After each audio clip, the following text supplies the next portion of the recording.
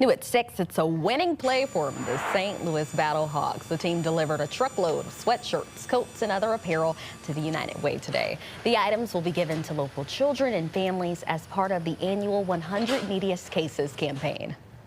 We've got literally thousands of pieces of St. Louis Battlehawks apparel behind us, sweatshirts, t-shirts, sweatpants, hoodies, some coats and everything. And this is something we wish we could do more, but this is something we wanted to do to try and help the community warm up during this cold time. These cases of sweatshirts literally will go to people who need them in the next 12 to 24 hours. So it's a very quick turnaround.